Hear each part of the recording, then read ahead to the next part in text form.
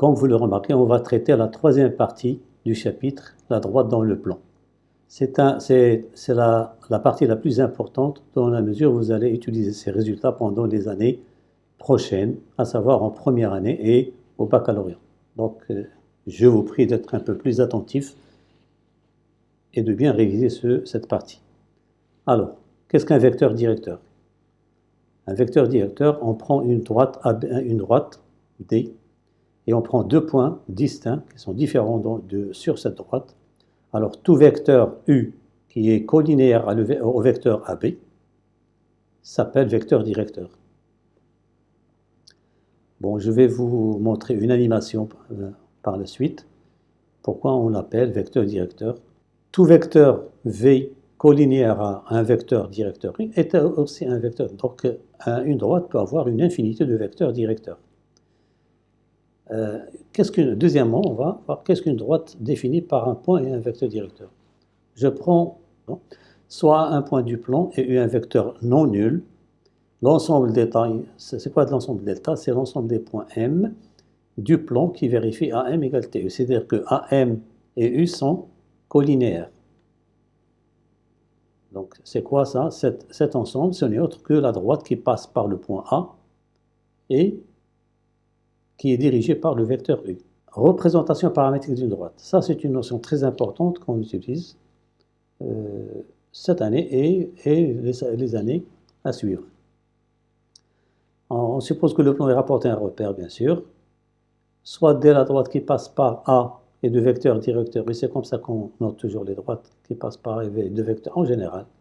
La droite qui passe par A, alors je vais prendre les coordonnées au moins x0, y0, et de vecteur directeur U alpha bêta. On sait que M appartient à T, c'est équivalent au cas, il existe un T d'après cette définition-là, tel que AM et U sont, tel que AM égale T, c'est-à-dire que AM et U sont collinéaires. Alors je vais traduire ceci, cette égalité vectorielle-là, je vais la traduire par les coordonnées comme on a vu dans la vidéo précédente. Le vecteur AM il est pour coordonnées x, M c'est x, moins x0, y moins y0, et les coordonnées de TU, on multiplie U par le paramètre T, c'est T alpha, T bêta. Donc, on a le système suivant. Dire que M appartient à D, c'est équivalent à quoi? La première composante est égale à la première composante, donc x moins x0 égale T alpha, et y moins y0 égale T bêta. Ça, c'est T bêta, d'accord? Avec T appartient à R. Finalement, qu'est-ce qu'on trouve? X égale x0 plus T alpha, et y égale y0 plus 1. Comment appelle-t-on ce système? Ce système s'appelle une représentation paramétrique de la droite. Dès qu'il passe par le point A, c'est quoi? C'est toujours comment on construit ce système? On le crée de cette façon-là. On met les coordonnées du point A ici, verticalement, et ici on met les coordonnées du point U, comme ça, verticalement. Et on trouve ce qu'on appelle une représentation paramétrique de la droite D qui passe par le point A et de vecteur directeur U, alpha, bêta. Remarque, une droite peut avoir plusieurs représentations paramétriques. Il suffit de changer le point ou bien un vecteur directeur. Donc c'est pourquoi il ne faut pas dire la représentation paramétrique, mais c'est une représentation paramétrique, mais pas la. Ça c'est une faute que commettent la plupart des élèves ou bien même. Donc, remarque, à chaque point de D correspond un paramètre T par exemple, et on verra pourquoi sur l'animation que j'ai déjà réalisée. Par exemple, le paramètre correspond à A, c'est T égale, c'est pour A. Si je remplace T par 0, je vais trouver X égale X0 et Y, c'est-à-dire on retombe sur le point A. Et si je change T, bien sûr, X va changer. On s'arrête ici, on va passer à l'animation que j'ai réalisée pour vous montrer le rôle joué par un vecteur directeur pour une droite. Nous avons ici une droite, nous avons un vecteur directeur, un vecteur U qui est directement. Pourquoi on l'appelle directeur? Vous allez le voir. Alors, quand je change la position du vecteur U, qu'est-ce que vous remarquez ici? Dès que la position du vecteur U change, La droite, elle aussi change. C'est comme si elle était parallèle à ce vecteur. C'est pour. Donc c'est le vecteur qui dirige cette droite. C'est pourquoi on l'appelle vecteur directeur cette droite. Normalement, pour définir une droite, il nous faut toujours un point et un vecteur directeur. C'est suffisant. Pour ce qui concerne une représentation paramétrique, pourquoi on dit paramètre? Je vous ai dit qu'à chaque point correspond à un paramètre. Par exemple, si je fais varier le paramètre que nous avons dans le système que nous avons déjà traité sur une représentation paramétrique d'une droite, remarquez bien que quand je change la valeur de t, la position du point M change. Et M, qu'est-ce qu'il fait? Il décrit toute cette droite-là.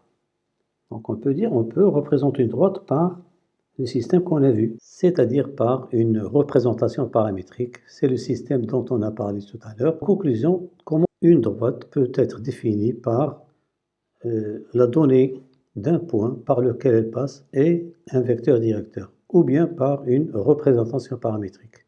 Je vais vous donner des exemples. Par exemple, donner une représentation paramétrique à la droite delta qui passe par A. Ça, c'est une application directe. Donc, qu'est-ce que moi je prends toujours delta entre parenthèses, j'ouvre la collade, je pose x égale y égale. Ici, je mets quoi les, comme je l'ai mentionné auparavant, on met les coordonnées du point A ici, ici, les coordonnées du vecteur U, ici t. Donc A, c'est moins 1, 1, et U, c'est 2 t là, et 3t, c'est pas soin de 2. Ça, c'est une représentation paramétrique de la droite delta qui passe par ce point et dirigée par ce vecteur. Deuxième exemple, comment représenter paramétriquement une droite AB avec A et B données par le coordonnées. On sait que AB est un vecteur directeur. Donc, on applique. Au lieu de U, on a AB. Donc, ici, or, la droite, elle passe par A ou bien par B. Je prends par exemple le point A. Ça, c'est moins 1, 2. Et puis ici, le vecteur directeur, c'est AB, c'est quoi? C'est 1 moins moins 1, ça fait 2. Et 3 moins 1, ça fait 1. Donc, ça fait x égale moins 1 plus 2t et 2 plus t, avec t appartient à 1. Alors, on passe à ce qu'on appelle une équation cartésienne de la droite. On suppose que le point rapporté à un repère J, soit dès la droite passant par A du vecteur directeur U. Donc, on suppose que U est différent du vecteur U, bien sûr, pour qu'il soit des directeurs. La droite passe, d'accord, et je prends toujours les mêmes notations. On va prendre un point quelconque du point de la droite, un point M. Alors, qu'est-ce qu'on fait? On sait que les vecteurs A, M et U sont collinéaires. Donc, d'après la deuxième partie, qu'est-ce qu'on a vu? On a vu que deux vecteurs sont collinéaires si seulement leur déterminant est nul. C'est ce que je vais appliquer ici. Donc, on a AM appartient à D, c'est équivalent au déterminant. Or, AM, c'est quoi? C'est x moins x0, on a déjà vu ça. U est alpha, bêta, donc je calcule le déterminant par la même façon qu'on a vu auparavant. Donc, ça fait y égale 0. Donc, on multiplie ça, moins. Donc, ça fait bêta facteur de x moins x0 moins alpha facteur de y moins égale 0. Je développe ici, je regroupe les x et les y, et je mets, c'est une constante, parce qu'une fois qu'on a le point A, et alpha et bêta, je peux le remplacer par sa valeur. C'est ce que je fais ici. Je pose par exemple A égale alpha et B égale moins alpha. Donc A égale bêta, pardon, et B égale moins alpha. Et C égale tout ceci, moins B. Donc je peux avoir, donc dire que le point M appartient à droite, c'est équivalent à quoi? Il vérifie cette équation-là, qui est très importante. Ça, c'est l'équation, ce qu'on appelle l'équation cartésienne de la droite D. Et on a U, remarquez bien que U, alpha, bêta, c'est quoi? En fonction de A et B, c'est, on avait posé A égale bêta et B égale moins alpha. Donc je remplace ici alpha par sa valeur. Alpha, c'est moins B. Et bêta par A. Donc, dès que je vois une équation cartésienne d'une droite, je peux, par exemple, trouver facilement le vecteur directeur. C'est moins BA. Alors, il est là. Moins BA. Un vecteur directeur. Réciproquement, si toute équation de la forme ax plus b égale plus c avec bien sûr ab non nul, et l'équation cartésienne d'une droite, avec u bien sûr, dont u est un vecteur direct, dont néanmoins b toujours a est un vecteur directeur. Exemple, on va donner un exemple pour bien illustrer les choses. On va prendre l'exemple suivant. Équation de la droite qui passe par A et de vecteurs directeurs U moins 2, 3. On a n appartient à D, c'est équivalent par définition, tout à l'heure on avait, c'est déterminant AMU égale 0, je remplace. Or le vecteur AM c'est quoi? AM c'est, il faut toujours calculer AM, pour ne pas vous tromper, c'est x moins A, c'est x plus A, et y moins A. Je pose ici, les vecteurs de U sont, les coordonnées du vecteur U sont moins 2 et 3, je calcule 3 fois x plus 1, attention il faut toujours mettre les parenthèses ici, quand on calcule. Ici c'est moins 2, c'est plus, et je développe, je trouve 3x plus 2y plus 1 égale 0. Donc ça c'est l'équation finale que l'on cherche, c'est l'équation cartésienne de la droite B. Deuxième exemple, bon, j'ai varié un petit peu l'exemple pour voir toutes les situations possibles. Donner l'équation cartésienne de la droite delta, cette fois, elle est définie par une représentation paramétrique. Donc comment je vais passer de ce système à une équation cartésienne? Or, l'équation cartésienne, où est-ce qu'il y a seulement une relation entre x et y? Ça, c'est le point A par lequel passe. Et nous avons ici 1 et moins 2, c'est le vecteur U. Donc, déjà, je pique le point par lequel passe à droite et un vecteur directeur et j'utilise la méthode précédente. Donc ça, je ne vais pas le faire, je vous laisse le soin de le faire vous-même, mais je vais utiliser notre méthode. Quelle est la méthode? Je vais trouver une relation entre x et y, mais en éliminant t. Donc pour éliminer t, qu'est-ce que je remarque? Si je multiplie toute cette égalité, les deux membres de l'égalité par 2, on aura ici 2x, et ici moins 4, et ici 2t. Et quand je fais la somme, le t va disparaître, c'est ça l'idée. Donc pour passer d'une représentation paramétrique à une équation cartésienne, ce n'est pas difficile. Il faut toujours essayer d'éliminer le paramètre. C'est ce que je fais ici. Je multiplie par 2x, par 2, ça fait 2x égale moins 4 plus 2t. Je fais la somme des deux. La somme, c'est quoi? La somme, c'est 2x plus y. Et ici, moins 4 plus 1, ça fait moins 3. Je ramène 1, donc ça, c'est l'équation cartésienne. Rappelez-vous, on va retrouver cette équation d'une autre manière encore. Troisième méthode. On sait que delta s'écrit de la forme ax plus b plus c égale 0. Parce que c'est une droite, donc là, c'est comme l'équation cartésienne, ça. Or, on sait que u moins ba, c'est un vecteur directeur. Moins ba est un vecteur directeur, d'après ce que j'ai dit tout à l'heure. Or, d'après le système, on sait qu'on a u, c'est 1 moins 2, c'est un vecteur directeur.